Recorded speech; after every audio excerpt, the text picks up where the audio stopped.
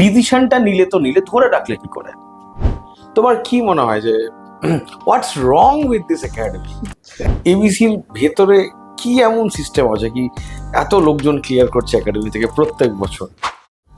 Hello students, welcome to a new session ABC success স্টোরিজের আর একটা লাইভ একটা ভিডিও। তো আমাদের সাথে আছে আশিস বিশ্বাস, আমাদের সাথে অনেক দিন associated. ABC Kolkata, ABC Baharampur, দুটোর সাথেই আশিস খুব ক্লোজলি অ্যাসোসিয়েটেড। তো আশিস আজকে গভর্নমেন্ট অফ ইন্ডিয়াতে আছে। তো আমি একদম এই ছোট্ট ভিডিওতে টাইম ওয়েস্ট না করে প্রথমেই আশিসকে কংগ্রাচুলেট করবো। থ্যাংক ইউ আশিস আসার জন্য এবিসিতে। ফার্স্টে আমি একদম স্টুডেন্টরা যেটা জানতে চাইছি, ওরা এই জিনিসটা প্রায় জিজ্ঞেস করে, এই যে এত বছরের স্ট্রাগল আর চাকরি পাওয়ার পর আর আগের যে ফেজটা কেমন লাগছে? তো অবশ্যই একজন যে অ্যাসপিরেন্ট যে খাটছে দীর্ঘদিন ধরে, তার কাছে চাকরি পাওয়াটা একটা খুব ভাইটাল মোমেন্ট। বাট চাকরি পাওয়ার জন্য যে টাইমটা তাকে দিতে হয়, হ্যাঁ, সেটা খুব খুব টাফ ফেজের মধ্যে দিয়ে যায় সেটা। এবং চাকরি পাওয়ার আগে যে সময় থাকে, যে সিচুয়েশন থাকে সেটা, এবং চাকরি পাওয়ার পরে যে সিচুয়েশন আমরা ফেস করছি সেটা সম্পূর্ণ আলাদা। সেটা বলতে পারি পরিবেশ, সময়, সমাজ, পুরো ডিফারেন্স চোখে সেটা দেখে আপনাকে। এবার সেই সাপেক্ষে যদি সিম্পল ওয়েতে বলি আমি, সেটা হচ্ছে বিফোর লাইফ বলতে গেলে খুব very difficult, but after life easy. But struggle তো থাকবে, সেটা প্রত্যেকটা চাকরির ক্ষেত্রে একটা পার্সোনাল স্ট্রাগল থাকে। বাট যে সমাজে যেটা একটা পরিচিত আইডেন্টিটি বলা চলে, সেটা আপনি এটা পেয়ে যাবেন। এবং তার জন্য আমি বলবো যে স্ট্রাগল করতে হবে। একটা নর্মাল একজন জাস্ট একটা সাধারণ স্টুডেন্ট থেকে ডাইরেক্ট তুমি গভর্নমেন্ট অফ ইন্ডিয়াতে আজকে সার্ভিস করছো। এবার আমার যেটা তোমাকে জানতে চাওয়ার, যে স্টুডেন্টদের তুমি কিন্তু সাজেস্ট করো যে কি করলে তাদের পক্ষে এই জিনিসটা করা পসিবল, এবং কি কি স্টেপস তারা ইনিশিয়েট করবে এই জিনিসটা করার জন্য। স্টেপস বলতে জেনারেল এখন সোশ্যাল মিডিয়াতে বা আমরা যদি দেখি অনলাইন অফলাইন প্রচুর ফেসিলিটি পাচ্ছি আমরা। এখন এআই যুগ হয়ে গেছে যদি বলি আমরা, এখানে মেটেরিয়াল, স্টাডি মেটেরিয়ালস থেকে শুরু করে বই অ্যাভেলেবেল সবকিছুই। কিন্তু আমরা যদি দেখি না, আমরা যদি সবকিছু নিয়ে আমরা এগোবো তাহলে সেটা সম্ভব নয়। আমরা স্টাডি মেটেরিয়ালস থেকে শুরু করে নোটস, বই প্রচুর যদি আমরা রিসোর্স জড়ো করি তাহলে পড়াশোনা কিন্তু এগোবে না। আমাদের দরকার সিঙ্গেল ওরিয়েন্টেড স্টাডি, অর্থাৎ নোটস বা স্পেসিফিক কোনো একাডেমি যদি বলে থাকি সেটা সম্ভব। সিঙ্গেলকে যদি মনে করি আমি বাড়িতে নিজে সেলফ স্টাডি করবো, সেটাও সম্ভব। ডিপেন্ড করছে তার উপরে সেটা কেমন সে করবে। কিন্তু আমি যদি বুঝিয়ে বলি, আমি যেমন যদি এবিসি একাডেমি সিভিল সার্ভিস যদি বলি, আমি এখানে দীর্ঘদিন ধরে যুক্ত ছিলাম, অ্যাজ এ টিচার হিসাবে যুক্ত ছিলাম। হ্যাঁ, তো সেই ক্ষেত্রে এখানকার যে সিস্টেমটা যদি বলি, এখানে মেন হচ্ছে লগ সিস্টেম, যেটা প্রত্যেকটা ছাত্রছাত্রীকে করায়। প্রত্যেকটা স্যার বা ম্যাম আছেন, তারা প্রত্যেকটা যেটা ক্লাসটা করাচ্ছে তার আপডেট, সে কিভাবে লগ তৈরি করবে, আপডেট রাখবে, এবং সেটা ফার্দার কি করে সেটা তাকে রিভিশন করবে। এই যে কন্টিনিউয়াস প্রসেসটা, সেটা খুব ভালোভাবে করা প্রত্যেকটা ছাত্রছাত্রীর জন্য প্রয়োজন। সেটা এখানে পড়ুক বা নিজে করুক, বাড়িতে করুক, সেটা ম্যাটার করে না, কিন্তু তাই করতে হবে। আপডেট করা এবং রিভিশন করা সব থেকে মোস্ট ইম্পর্টেন্ট থিংস কোনো সার্ভিস পেতে গেলে। এবার একটা জিনিস জানবো তোমার কাছ থেকে, তুমি যেহেতু এতদিন আমাদের সাথে যুক্ত, অনেকের এটা নিয়ে কোয়ারি থাকে, অনেকে জানতে চায় যে এবিসির ভেতরে কি এমন সিস্টেম আছে কি এত লোকজন ক্লিয়ার করছে একাডেমি থেকে প্রত্যেক বছর। অনেকে ভাবে কি না জানি কি হয়। তো আমি জানতে চাইছি, আমি তোমার মুখে, তুমি তো একটা অন্য পার্সপেক্টিভ থেকে বলতে পারবে, তোমার কি মনে হয় যে what's wrong with this academy? Wrong means আমি যদি বলে একেবারে বলি, ঠিক আছে, very cooperative and supportive. First of all connected. এখানে যদি বলি না, আমি যে একটা টিচার বা স্টুডেন্টের যে সম্পর্ক, সেটা ইউনিক।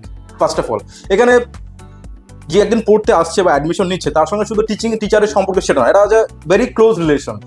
যে কোনো সময় যে কোনো মোমেন্টে কোনো প্রবলেম হলে সেটা ইজিলি সলভ করা যায়, এক নম্বর মেন। সেটা হচ্ছে একটা গেল। দ্বিতীয় কি হচ্ছে, যে কোনো কোথাও ডাউটস হচ্ছে, কোনো প্রবলেম হচ্ছে, আমি কল করছি বা আমি এখানে এসে কথা বলছি, যে সময় দেওয়া, শুধু সময় দেওয়া নয়, তাকে যে কীভাবে বোঝাবো, এই বোঝানোর টেকনিকটা যদি বলে থাকি, এখানে বিষয়টা স্পেশাল ইউনিক একটা স্ট্র্যাটেজি।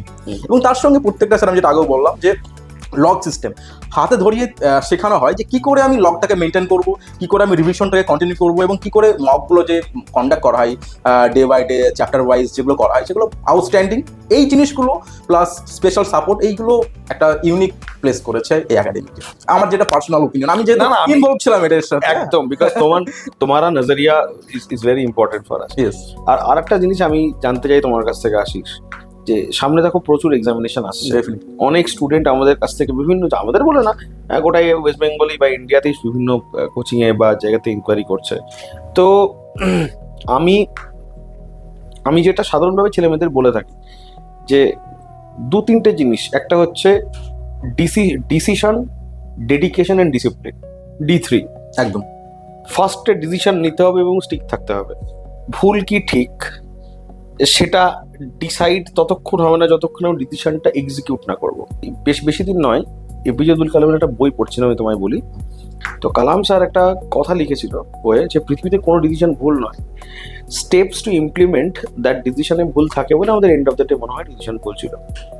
তো এই যে ফেজটা, একটা ডিসিশন নেওয়ার ক্যাপাবিলিটি নিলাম, কিন্তু ডিসিশনটাকে অনেকে না ধরে রাখতে পারে না, সুইচ করে।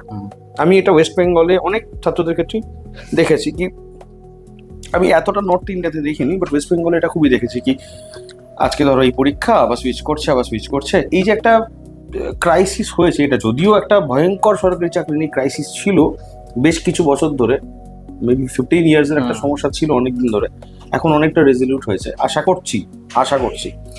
তো এই ফেজটার ভেতরে তুমিও ক্রস করেছো, ডিসিশনটা নিলে ধরে রাখলে কি করে? না, এটা খুব সত্যি একটা ভাইটাল কোয়েশ্চেন। কারণ আমি একটা জিনিস সাবজেক্ট, যে কোনো সাবজেক্ট যদি বলি, হিস্ট্রি, জিওগ্রাফি, পলিটি, আমি দিনের পর দিন পড়ে যাচ্ছি, মাসের পর মাস পড়ে যাচ্ছি, বাট কতদিন? সবথেকে বড় ডিফিকাল্ট কোয়েশ্চেন।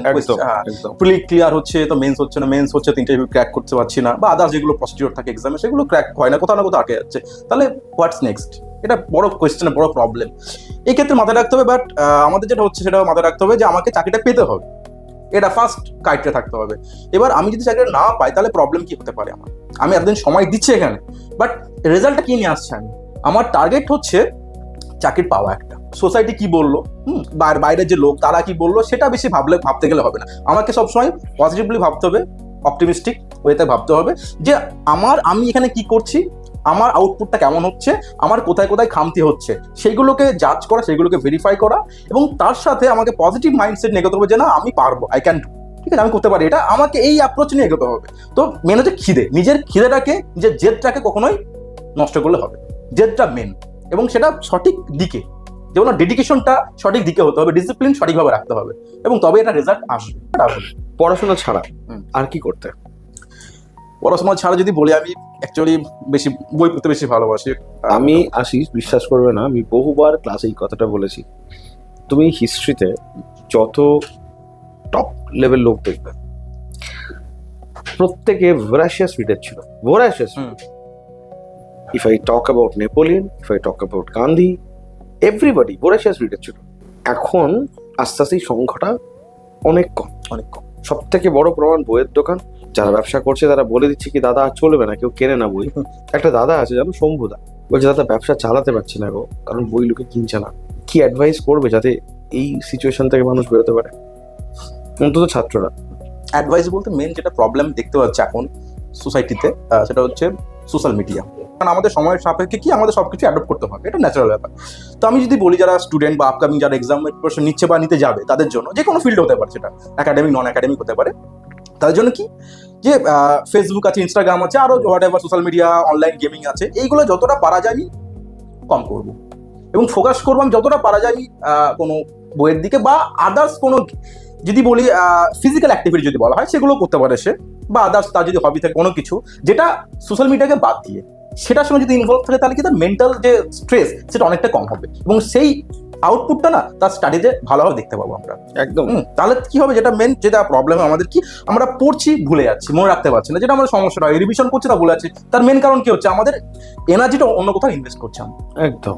সেইটা না করে যদি আমরা মোটামুটি সঠিকভাবে যদি আমরা প্ল্যানিং করে আমরা সোশ্যাল মিডিয়াও কিছুক্ষণ করবো, বেশি নয়, তার সঙ্গে আমরা অন্য কিছু অ্যাক্টিভিটি করবো, তার সঙ্গে মেন ফোকাস থাকবো স্টাডি, তাহলে দেখবো আমরা কি একটা সাডেন টাইমে ঠিক আমি আমার গোলটা অ্যাচিভ করতে পারছি। আর কিছু কিছু টাইমে, যেমন আমি তোমায় কেন জিজ্ঞেস করছি না স্ট্র্যাটেজি টুটিজি এগুলো, একটা সহজ কথা হচ্ছে, খুব সহজ জিনিস জানো তো আশিস, আমার মনে হয় একটা মানুষ যে ভালো পড়াশোনা করবে, সে একটা ভালো চাকরি পাবে, ডেফিনেটলি সে একটা ভালো কিছু করবে লাইফে। এবার কেউ, যেমন বলছি, অঙ্কে ভালো হতে হবে, জিএসে ভালো হতে হবে, ইংলিশে ভালো হতে হবে, এই ভালো হতে হবে। বর্তমান বাজারে যা কম্পিটিশন, কোনোটাতে খারাপ হলে চলবে না, এটা কিন্তু সত্যি কথা। একদম। তো সহজ কথা আমার যেটা মনে হয়েছে, আমি ওই জন্য ব্যাপারটা ঘাটালাম না তোমাকে, যে ওই স্ট্র্যাটেজি টুটেজি, ঠিক আছে, ওরা পার্টিকুলার ব্যক্তিগত ব্যাপার, স্ট্র্যাটেজি নিয়ে বেশি কথা বলাটা ভুল হবে, কারণ একজন যে স্টুডেন্ট যে প্রিপারেশন নিচ্ছে সে কোন সার্কামস্ট্যান্সে আছে, কোন পরিবেশে আছে, সেটা ডিপেন্ড করছে তার উপরে। এবং সব থেকে সে বুঝতে পারে আমার কোন সময় ফ্রি আছি, সেটা কিভাবে আমি কাজে আউটকাম দেবো, সেটা তার উপর নির্ভরশীল। একদম ঠিক আছে হ্যাঁ, আশিস, you, এইটুকুই sir. ছিল। আর আমরা একটা জিনিস অ্যানাউন্স করছি আজকে ভিডিওতে, কি যদি কোনো স্টুডেন্ট যারা সরকারি চাকরির প্রিপারেশন নিয়ে কনফিউজড আছো, তোমাদের আমি কিছু জিনিস বলে দিই। কি আমাদের যদি এই ব্যাপারে কাউন্সিলিং দরকার হয়, কি চাকরি করতে চাইছো বা কোন পথে ক্যারিয়ার প্ল্যানিং করতে চাইছো, তো এবিসি যে অফিসিয়াল নাম্বারগুলো আছে সেগুলোতে যোগাযোগ করতে পারো, এবিসির সাথে একটা অ্যাপয়েন্টমেন্ট ফিক্স করতে পারো এবং এবিসি এক্সপার্ট ফ্যাকাল্টিদের সাথে কথা বলে তোমার ক্যারিয়ার প্ল্যানিং অ্যান্ড শেপিং করতে পারো। তো আজকের সেশনটা এটুকুই থাকবে। Ashish, thank you sir. অসংখ্য ধন্যবাদ। দেশকে এইভাবে সার্ভ করো, make this country proud and we are really proud of you. Thank you.